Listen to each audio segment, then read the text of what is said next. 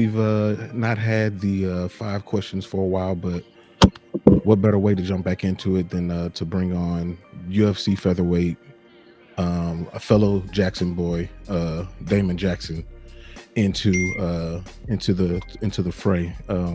First of all, he's got a fight coming up in like a week, Yeah. and a birthday coming up in like a week. So, how are you feeling going into all of that? Oh man, I'm just finished up all my hard sparring and like my hard training is kind of over. It's really like prepping for the weight cut. I'm water loading right now, so that's really annoying. Like you got to drink 2 gallons a day. It's rough whenever you're drinking that much water. It's like the training and drinking that. It's just annoying. But just at the end of all that, so now it's like really just focusing on the weight cut and preparation, like drilling and basic stuff. hmm So, as far as like the weight cut part of it, like you've been fighting for a while. This is like what, over 30 plus like pro fights at this point, right? Yeah. Um, how do you is weight cutting different now that you are more seasoned in your fighting? Yeah, it's a lot smoother for sure because it's like it's a 20 22 to 25 pounds. And it's a lot of weight, but when you've done it a few times, you kind of like remember the feeling over and over. But just getting to this point where I'm at the end of my camp, and this time it's like I'm so healthy and I don't hmm have any injuries, and I'm like mentally and physically like I'm never been better. So like it's just nice to have everything kind of clicking at the same time. But honestly, like sometimes you prep for weight cut and then you go out there and like have a really bad weight cut, and so it's something you gotta like. The fight week is really like a time to like get zoned in and make sure you're not around anyone sick or getting any kind of like illness or something like that, because those things affect your weight cut quite a bit. And I just feeling great right now, man. I'm ready to roll. Yeah, no, I can definitely tell. I can hear it in your voice as far as like how you feel. But you mentioned not being around people who are sick, and I know that not being around somebody sick is very difficult when you have kids. So how do you even balance just fighting with just having family life? Uh, well, yeah, just like I've been this camp, I've been really busy and I've been like, very much like just training and focus on it because I thought I had a fight, a few weeks ago. So that kind of kicked things in gear for me. And, whenever, I started training for the 20th, I was ready to go for that fight. And then now that it got extended a few weeks, it's done nothing but help me. But the isolation, I work out in the morning before my kids get up, and then midday they're usually busy doing something either at school or whatever. So I usually get my mornings and the workouts in the morning, midday, and then at night. That's the only time I don't see them for a little while, like at night. But I make it happen as much as I can. Just I think that you can definitely get caught up in the training life and the whole lifestyle of MMA and get overwhelmed with training and do too much and miss out on some of that stuff. But I don't ever like I make it a point to where I don't miss anything. Like if I can be there, like I'm gonna be there. Like I don't miss anything unless I'm out of town. Yeah, no, it totally makes sense. And this fight is in Vegas, and you fought in Vegas like a ton of times. I think the only Yeah, time that you haven't fought in Vegas in maybe the last, I don't know, like 4 years yeah, has been in Nashville, right? yeah. That's it. That's the only one I've fought um outside of Vegas. Yeah. So it's Yeah, so you definitely got it down to uh, a science at this point.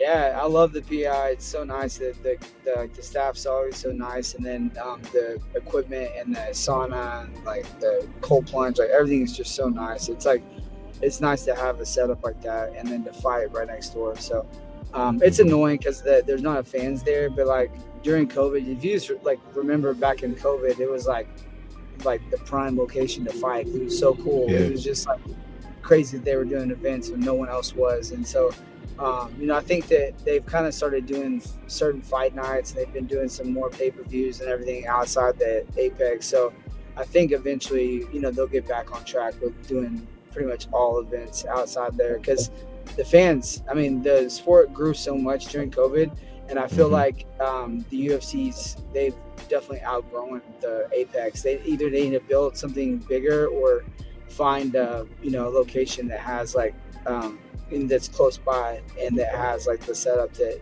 maybe 2 or 3 thousand fans could go. So Yeah. I don't know what the rule like. There's a lot to go with that because I think that the UFC staff loves events there because they all live close to the area. So I think it helps them out a lot too. You know, Yeah. less No, that travel. that makes sense. I know from us being selfish fans, like, we're watching it and we're like, dude, it's so quiet. It feels like we're back in the pandemic again.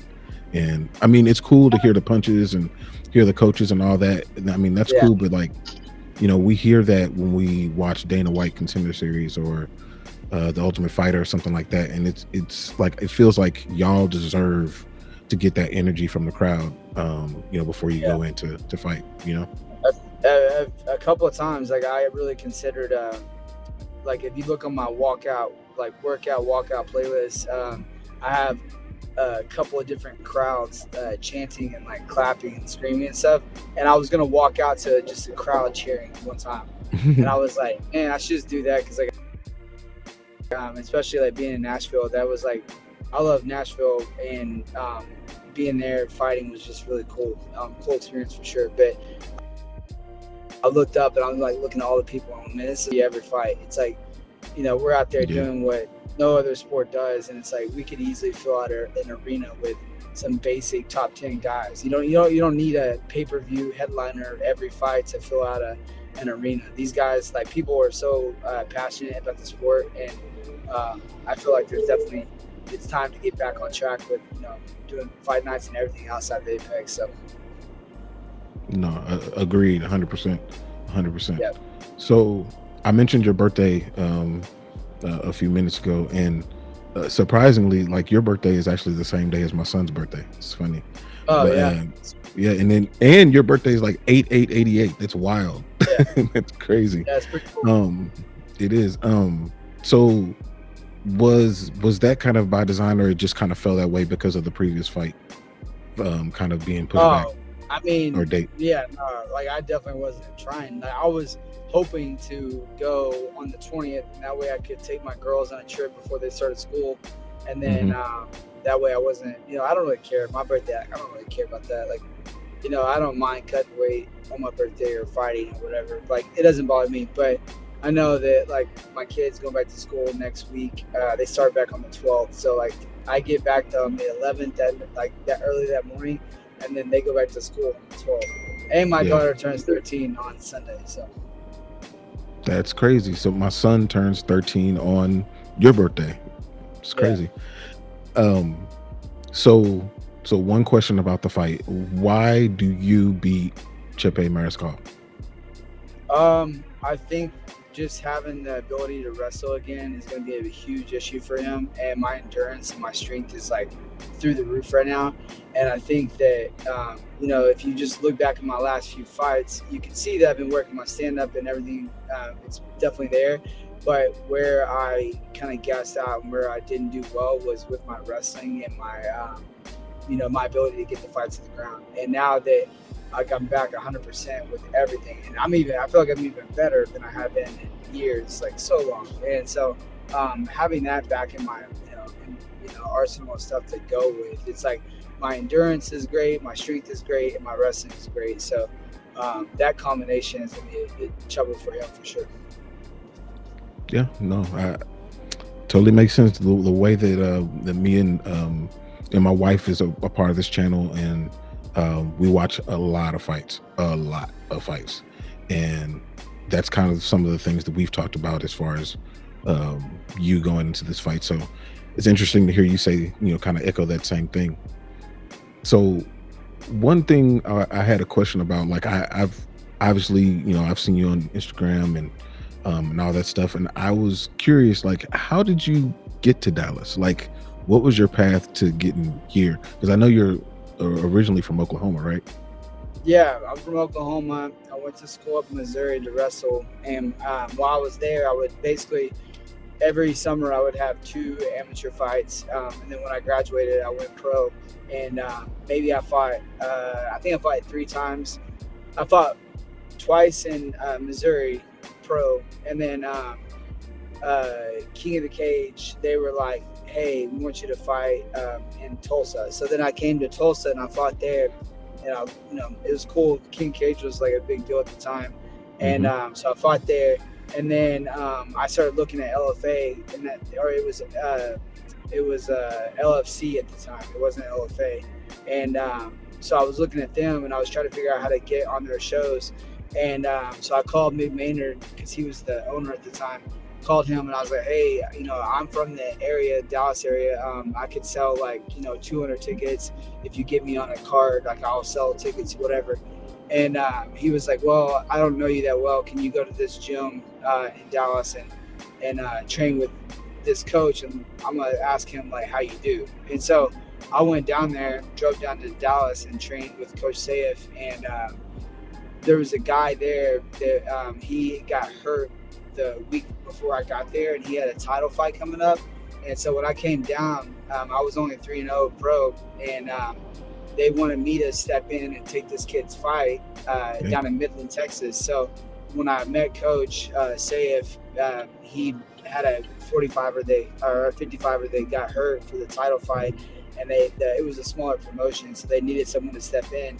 And he was like, hey, would you take this fight? I'm like, yeah, for sure. So I took a 2-week notice fight in the middle of me moving from Missouri to Texas. And That's then wild. yeah, it's crazy. And then so I fought the fight, moved down here, and then just been here ever since.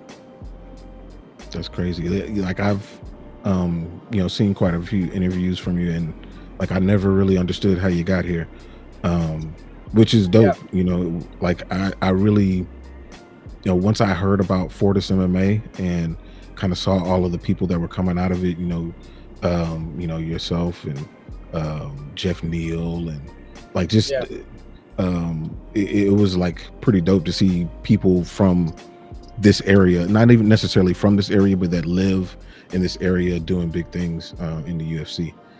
Yeah, we all had our like our careers here. Like everybody, like me, Jeff, Ryan Spann, like all the guys that have been around here for a while, they're in the UFC doing big things now. And it's really cool to watch because we all fought on the same cards like our entire young pro career. Like early in our careers, we were all fighting the same LFA fights all the time, and it's been pretty cool to watch everybody have success.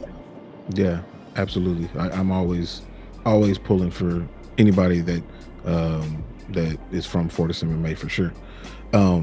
So speaking on Fortis MMA, I know you are part of the Lakeside part of it, which I was emailing or sending you a message about my son, about that place. But like, kind of, are you a coach there, or do you kind of run it, or like what do you do at that particular location?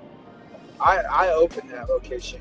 Okay. I opened that location. I just wanted to keep the Fortis name because, it's like I'm still part of the one in Dallas. So it's like, and, it's just a way to pass it on to my coach because he's done a lot for me. So, I opened that gym last June. And so things are going great, man. It's been awesome having that going while I'm, still fighting. And now I feel like I've got the hang of everything to where I don't have to be there 24/7, which is great because it helps free up my training. And, just like it's been awesome to watch these guys go from like, just walking in the gym to where now they're taking fights. And I have a couple guys that are on their third or fourth fight since I've opened. So, it's been really cool to watch. And tonight I have some guys fighting on Fury, so we're going to be going to Gillies tonight. So I have a couple guys on the card, and I did hear about the fight at Gillies. I didn't get any tickets. I should have got some tickets, but that Gillies fight, and just what Fury is doing is pretty dope, and it's cool to have fights just locally. So as far as the people that you have, and I figured that you were coaching some people that were either doing amateurs or starting in the pro, like what do you tell them about like the pre-fight jitters, like right before you're about to go out there and fight, and they tell you that you're next up. Like, how do you get them in the right mindset and get them to get over some of those nerves? Yeah, I mean, if you're not nervous, then you're not gonna last very long in the sport, because like when you get nervous and scared, that's usually when you have like your best performances, because like you're scared for a reason, and then you get nervous because you want to perform the right way, and it's not really about that person, because I've never once looked across the octagon and been like scared of somebody. I just look at over there and I can see like this is like the time for me to be on point. I've got to do this and this, and that's what makes me nervous, is making sure that I'm ready to go. And I tell the guys, I'm like, man, all the training we do, it's like the practices we do are harder than the fight, like by 10x. So you're really just kind of getting in there and treating it like it's practice, and if they do that, then we'll make it past most of the guys. So like just talking to them like it's practice. That's about it. That's interesting. That's always been, what I thought about, like, as a kid growing up. I've been in a lot of fights, but they're like sudden. They're not like, you're sitting there waiting to fight. You know what I'm saying? It's a different, totally different mindset than just, a street fight or a fight when you're a kid. Yeah, for sure. Yeah. So, one question I definitely ask anybody that I speak to as far as fighters are concerned is, after you fight somebody, you have an amazing performance, and Bisping or Felder or Rogan or whomever it is walks in the cage, and they're doing the interview with you, the post-fight interview, and you got all of the adrenaline flowing and everything. Do you think that is the best time to shoot your shot on who you think that you should fight next, or how do you think the organization should handle you going forward? Or are you more on the, I'll just be humble and say, I'll fight whoever they give me type of thing?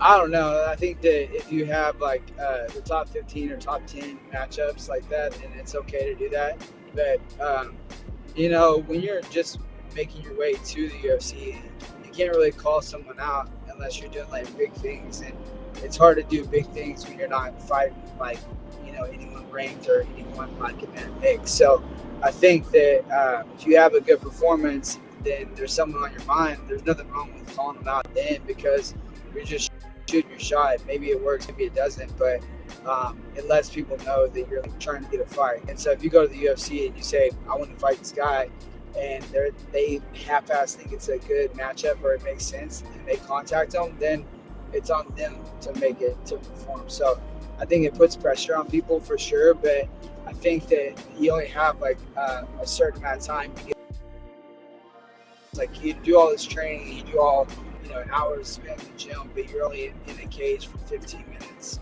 for the fight. So yeah, if you have a good performance, you got to take advantage of it for sure. But I'm not the best at that, because I don't like to stop just like talk crap, because I would literally fight anybody that they asked me to. And I've never had a problem if I go to the UFC and I'm like, hey, I'm ready to book a fight. I've never had a problem with them booking me a fight. So I think if you get too specific and you try to pick out a certain person and they're not available, or they get hurt, things like that, it kind of messes up. It messes the UFC up, and it also just doesn't allow you to be as free and you get the fights you need to fight. So I think if you're looking for rankings, then yeah, it makes sense. But besides that, I think you gotta kind of just be ready. Yeah, no, that makes sense. So last question, then I got some rapid fire questions. What do you think is, or how do you feel about the state of the featherweight division right now as a whole? I've been watching Max Holloway's fights last few days, last like 2 weeks. I've been watching his stuff, and I just forgot the UFC 300. I watched that one a couple of times. I watched him and Gaethje and him and Calvin Kattar. And I was just watching it. I was like, man, like he's a really bad matchup for Ilia. And now, so if Ilia goes out there and beats a guy that was pound for pound the best guy ever, and then Ilia goes and beats him, and then Max goes out and beats Ilia, and then like I don't know where, I guess they throw Alex back in there with Max, so then Max is probably going to lose to Alex. So it's like I'm like going in a circle. I'm like, dude, these guys, like these top 3 guys right here, are literally like some of the best fighters to ever do it, and it sucks for all of them because they should all be like long reigning champions, and I don't think that any of them will have a run. I think that if Max beats Ilia, then I think Alex beats Max, and just styles make the fights, man. And Yeah. I think Max is going to give Ilia problems. But as far as like the featherweight division, it's like one of the toughest ones, man. It's like so scrappy because everybody's scrappy enough to move, and everybody's fast enough to like do crazy scrambling and stuff for grappling, and then also that weight class we have enough power to like put people's lights out. So it's kind of like you get the best of both, and I think the featherweight and lightweight divisions are the toughest in the UFC. Period. Interesting. Yeah, no, I totally agree. And I mean, I thought that Max, just leading up to it, I feel like Max is different now. Like, even for as good as he was, for as good as he was, he's even better. And it's just, it should be scary for the division. And I do think that he beats Ilia. I think that it's his length, to me, that's going to beat Ilia. Is that what you were seeing, or like? Yeah, I think that whenever I got the Ilia matchup, I thought it was going to be more of a grappling matchup because he comes from a really good grappling school. All the videos I ever saw, he was grappling. So I think he's going to have to, if he wants to win the fight, he's going to have to get the fights to the ground, and that's not going to be easy because Max does such a good job with like distance control and like hitting and moving and stuff like that. So I really think Ilia's in trouble with Max. But like Ilia's tough, man. He's a tough dude. He's got that quick one punch shot, put you out. So I don't know. It's gonna be a tough fight for sure, but I think Max wins. Yeah, I agree. I don't know if it's just my love for Max, but I agree for sure. All right, so here's some rapid fire questions, and so this is basically it's this or that. So I'm gonna give you 2 options. You pick whichever one. Pretty easy. All right. So the first one, and this actually is kind of perfect because you're driving. So would you rather take 635 or the tollway? The tollway. Yeah. No, but yeah. Like 635 sucks, but the tollway, dude, those toll tags, those toll prices. Like, I'll pay for that shit all day. I don't even care. I get so tired. Like traffic would just drain you, like mentally, like make you like it just drains you. So I hate it. Yeah. It is bad. It does suck. I mean, I work from home, so I don't really leave that much. So I'm good. All right. So knockout or submission? Submission. Yeah. Anybody can get lucky. You can hit someone, drop them, and the fight's over. And then everybody's like, "Oh, he just caught me," whatever. But like a submission, it's like you're literally asking another man to stop, or you're gonna like kill them. Like you're having to submit because of pain or because of skill. It's not because of one shot knockout. So I think definitely submission is way more control. Interesting. Yeah, no, that's a good way to explain it. All right, I think you kind of answered this one already, but early morning training or late night sessions? I definitely like morning. I like to have my day to myself, and I get up at 4:30 every day, and I'm training someone by 5, and I have a handful of sessions in the morning, and then I train myself at 8, 9 o'clock, and then I have another couple sessions, and I have another training session for myself midday, and I'm done for the day. So I like morning and midday, and I'm done. Interesting. Yeah, no, I'm not a morning person, so that would be very difficult for me.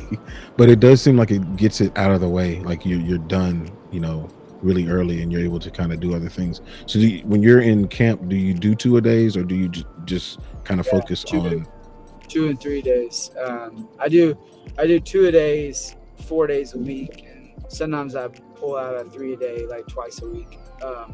It's kind of hard though. You don't want to overtrain, but it's like I'll feel like I've done 2 amazing workouts, and I'll just randomly in my head think of a combo, and I'll go.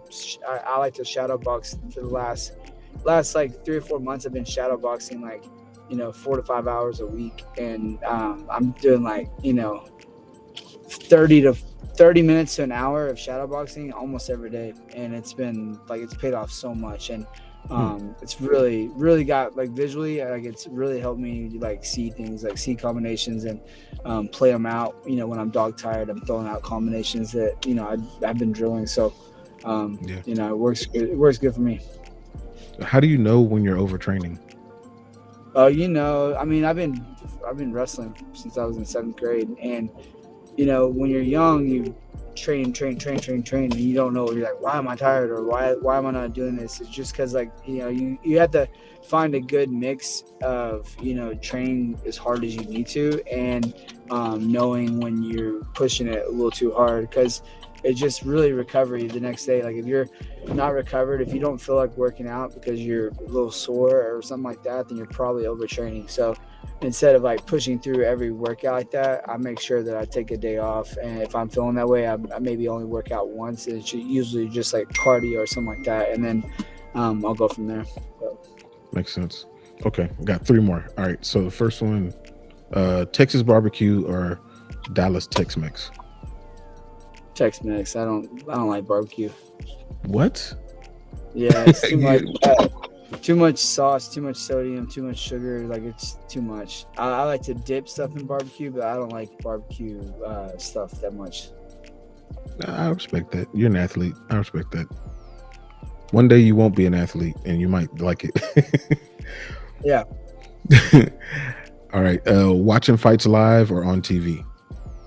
Live for sure, but I don't mind watching TV too. If it's a teammate or something like that fighting, I'd rather watch it on TV than live. I hate when people talk to me during fights, so I like to have my alone time when I'm watching my teammates fighting. But honestly, I like watching fights live too.